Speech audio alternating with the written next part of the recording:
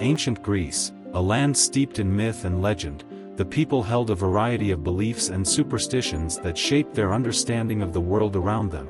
Among these beliefs, one of the most intriguing and macabre was the idea that redheads had a special fate awaiting them after death.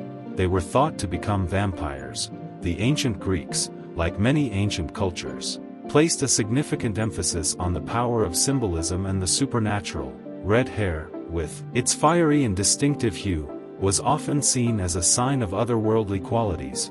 It was believed that individuals with red hair possessed a unique connection to the spirit world, and this connection extended beyond the boundaries of life and death. Vampires, as we know them today, are creatures of the night that feed on the blood of the living to sustain themselves. However, in ancient Greece, the concept of a vampire was somewhat different. These creatures were seen as revenants, beings that returned from the dead to interact with the living.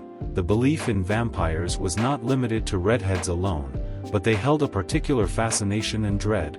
One of the prevailing theories behind this belief was the association between red hair and the god Dionysus, the deity of wine, fertility, and ecstasy. Dionysus was often depicted as having fiery red hair, and his cult was known for its ecstatic rituals and celebrations. It was believed that individuals with red hair might be touched by the divine madness of Dionysus, granting them extraordinary powers but also tying their fate to the supernatural. The ancient Greeks believed that when a person with red hair died, they were at risk of becoming a vampire due to their connection to the spirit world. It was thought that these red-haired individuals, in death, retained their fiery and passionate nature, which fueled their return as vampires. These revenants were said to roam the night, seeking the life force of the living to sustain their supernatural existence. To protect themselves from these potential red-haired vampires, ancient Greeks employed various rituals and precautions. Some families would bury their deceased red-haired loved ones with special charms or amulets to ward off evil spirits and prevent them from rising as vampires. Others would conduct elaborate funeral rites to ensure that the deceased found peace in the afterlife, reducing the likelihood of their return. The fear of red-haired vampires persisted for centuries, influencing cultural practices and beliefs throughout ancient Greece.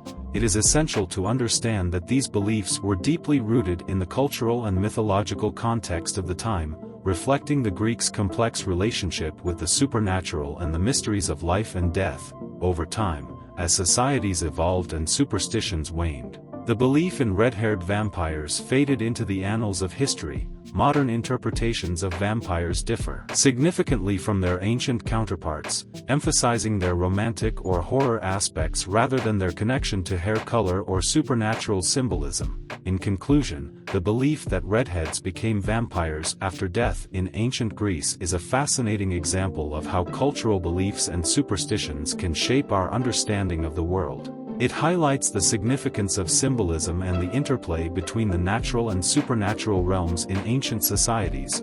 While such beliefs may seem peculiar to us today, they offer a glimpse into the rich tapestry of human history and the enduring allure of the mysterious and the unknown.